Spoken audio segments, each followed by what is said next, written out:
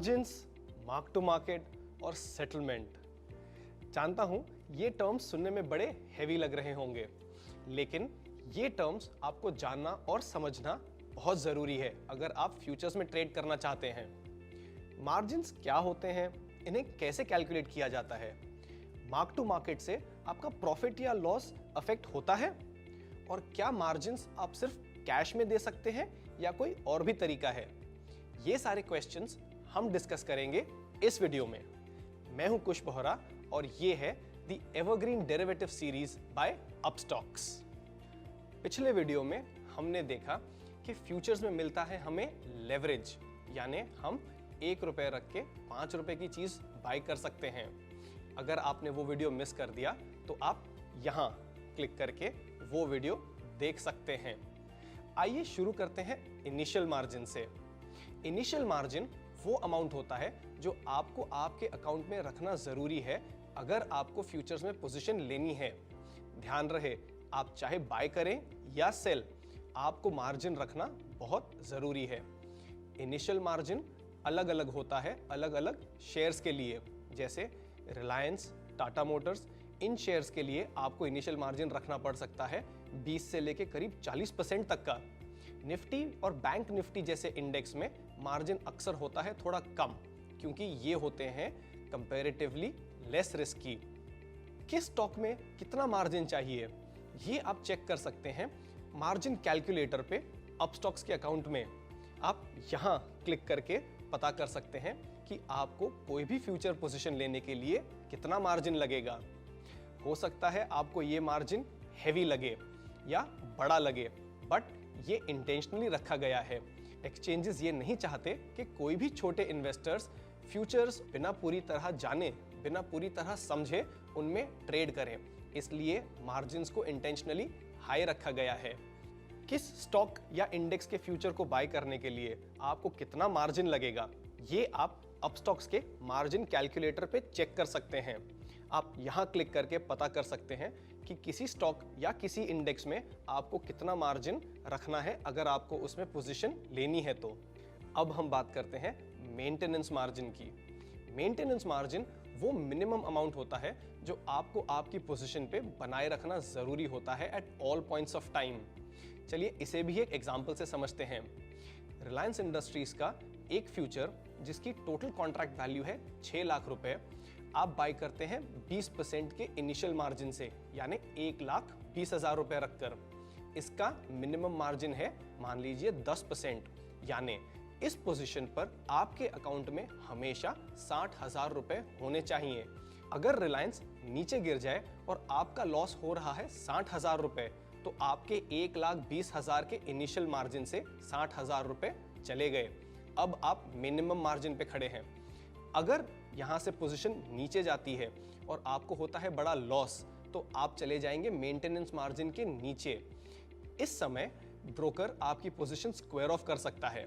अगर आप ये होने से बचाना चाहें तो आपको आपके अकाउंट में और मार्जिन ऐड करना पड़ेगा। और ध्यान रहे, ये मार्जिन मॉनिटर और मेंटेन करने की जिम्मेदारी होती है ट्रेडर की। अब हम बात करने वाले हैं एक बहुत ही इंपॉर्टेंट टर्म की, वो है mark to market. In very simple terms, mark to market होता है किस तरह से आपकी पोजीशन डेली बेसिस पे प्रॉफिट या लॉस के लिए सेटल की जा रही है। चलिए इसे समझते हैं एक एग्जांपल के साथ। हमारे रिलायंस इंडस्ट्रीज का एग्जांपल लेते हैं। अगर आपने एक लॉट रिलायंस इंडस्ट्रीज का बाय किया है 2400 रुपए के दाम पे 250 शेयर्स, अब पहले दिन के क्लोज पर रिलायंस चला गया 20 रुपए से ऊपर, यानी आज आपका मुनाफा हो रहा है 5,000 रुपए का। ये 5,000 रुपए आपके अकाउंट में क्रेडिट हो जाएंगे। अगले दिन अगर रिलायंस ऊपर चला गया 30 रुपए से, तो उस दिन आपका मुनाफा हो रहा है 7,500 रुपए का। ये पैसा भी आपके अकाउंट में क्रेडिट हो जाएगा। तीसरे दिन अगर रिलायंस 30 रुपए से नीचे गिरता है, तो आपका उस दिन का लॉस है 7,500 रुपए का। ये पैसा आपके अकाउंट से डेबिट हो जाएगा। तो क्या आप देख रहे हैं कैसे डेली बेसिस पे जो आपका प्रॉफिट या लॉस होता है वो आपके अकाउंट में कैश में सेटल हो रहा है। ये है mark to market for long positions. अब हम समझेंगे mark to market short positions पर कैसा दिखता है। इसके लिए हम एग्जाम्पल लेते हैं टाटा मोटर्स के फ्यूचर्स का। टाटा मोटर्स का प्राइस अभी चल रहा है करीब 300 रुपए और उसकी लॉट साइज है 2850। आपने इसे शॉर्ट यानी सेल किया है। अब अगर टाटा मोटर्स का भाव आज के दिन 2 रुपए से नीचे जाता है तो आपका प्रॉफिट हो रहा है 5700 रुपीस का। अगले दिन अगर टाटा मोटर्स 3 रुपए से नीचे जाता है तो आपका प्रॉफिट हो रहा है 8550। ये दोनों अमाउंट आपके अकाउंट में उसी दिन शाम को क्रेडिट हो जाएंगे। अगर टाटा मोटर्स तीसरे दिन फिर ऊपर आ जाता है तो आपका हो रहा है लॉस। अगर टाटा मोटर्स 3 रुपए से ऊपर आए तो आपका लॉस है 8550 का। ये अमाउंट आपके अकाउंट से हो जाएगा डेबिट। तो इस तरह से मार्क टू मार्केट काम करता है शॉर्ट पोजीशंस पर। कुछ बातें मार्क टू मार्केट में जानना भी जरूरी है, बट मार्क टू मार्केट आपको कैश में देना जरूरी है। और दूसरी बात, मार्क टू मार्केट का मतलब ये नहीं कि आपकी पोजीशन क्लोज आउट हो रही है, ये सिर्फ सेटल हो रही है डेली बेसिस पर। आपकी पोजीशन क्लोज तब होती है जब आप उसे स्क्वायर ऑफ करें, यानी अगर आपने बाय किया है तो उसे सेल कर दें, या आपने सेल किया है तो उसे फिर बाय कर दें, तब होती है आपकी पोजीशन क्लोज। या आपकी पोजीशन तब क्लोज होगी जब आप उसे एक्सपायरी पर सेटल होने दें। स्क्वायर ऑफ या एक्सपायर होने पे आपकी पोजीशन होती है सेटल, यानी आपके प्रॉफिट या लॉस को आपके अकाउंट में डेबिट या क्रेडिट कर दिया जाता है। मार्क टू मार्केट तो बस आपके पोजीशन को डेली बेसिस पे एडजस्ट कर रहा है। अब हम बात करेंगे सेटलमेंट की, यानी कैसे आपके प्रॉफिट या लॉस को सेटल किया जाता है, कैसे आपकी पोजीशन को क्लोज किया जाता है। सेटलमेंट्स होते हैं 2 टाइप के, पहला कैश सेटलमेंट और दूसरा फिजिकल सेटलमेंट। आइए समझते हैं ये दोनों क्या होते हैं। अगर आप फ्यूचर्स में ट्रेड करते हैं और आप अपनी पोजीशन कर देते हैं स्क्वायर ऑफ, यानी अगर आपने बाय किया है तो आप उसे सेल कर दें, और अगर आपने सेल किया है तो आप उसे कर दें बाय, तो ये हो गया स्क्वायर ऑफ। इस केस में होता है कैश सेटलमेंट, यानी आपका जो प्रॉफिट या लॉस है उसे कैलकुलेट कर आपके अकाउंट से डेबिट या क्रेडिट कर दिया जाता है। इसमें फॉलो होता है T+1 ट्रेडिंग साइकिल। आपके अकाउंट में अगले दिन पैसे क्रेडिट हो जाते हैं अगर आपका प्रॉफिट है तो, और अगर आपका लॉस है तो आपके अकाउंट से पैसे हो जाते हैं डेबिट। अगर आप स्क्वायर ऑफ ना करें और पोजीशन को होने दें एक्सपायर, इस केस में होता है फिजिकल सेटलमेंट। फिजिकल सेटलमेंट में शेयर्स की डिलीवरी एक्सचेंज होती है। चलिए इसे समझते हैं रिलायंस इंडस्ट्रीज के एक फ्यूचर्स के एग्जांपल से।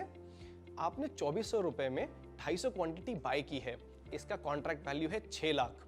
अगर आप इसे एक्सपायर होने देते हैं तो आप कह रहे हैं कि आपको इन शेयर्स की डिलीवरी चाहिए। इस केस में आपके अकाउंट में पूरे 6 लाख रुपए होने चाहिए, तब ये 250 शेयर्स आपके अकाउंट में हो जाएंगे क्रेडिट।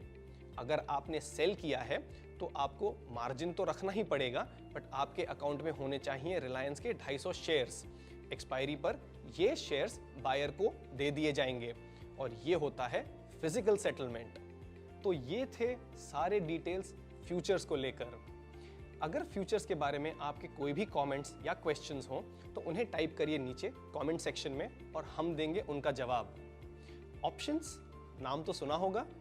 ऑप्शंस क्या होते हैं, कैसे उन्हें ट्रेड किया जाता है, उनमें रिस्क्स क्या होती हैं, और कैसे आप ऑप्शंस को यूज करके अपने पोर्टफोलियो को हेज कर सकते हैं, यानी अपनी रिस्क कम कर सकते हैं।